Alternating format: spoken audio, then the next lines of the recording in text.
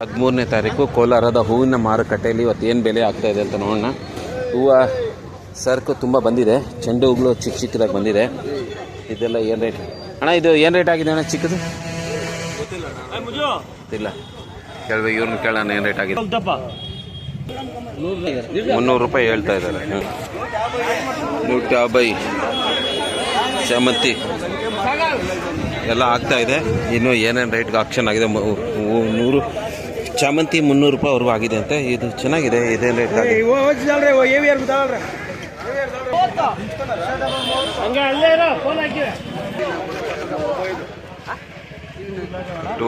ಆಗಿದೆ.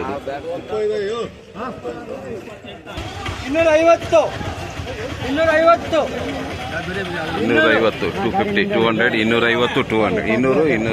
250 200 250 ಟಾಪ್ 350 ಆಗಿದೆಯಾ? ಜುಲೈ 13ನೇ ತಾರೀಕು ಟಾಪ್ 350 ಆಗಿದೆ.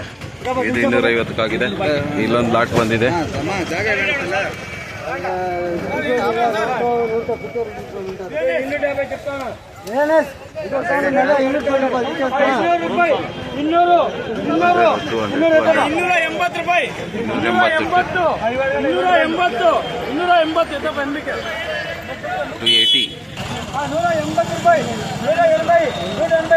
$180 $220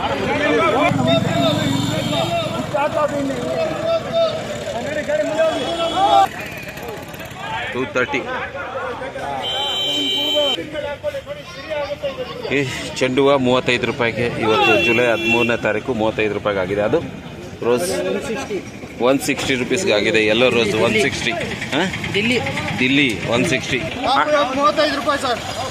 ಚೆಂಡು ಹೂವು ಟಾಪು ಜುಲೈ 13ನೇ ತಾರೀಕು 35 ರೂಪಾಯಿ. 35 ರೂಪಾಯಿ. ರೆಡ್ 35, ಎಲ್ಲೋ 30 ರೂಪಾಯಿ ಆಗಿದೆ. 30 35.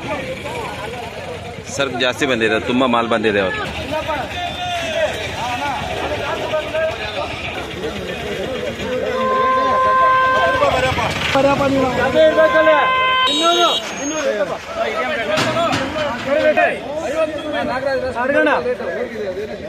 ಕೇಳು.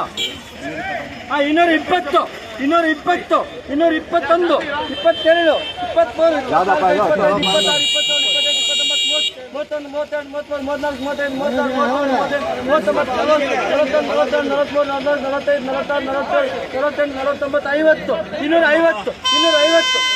$250. ಮಜಾ ಇರೋದು.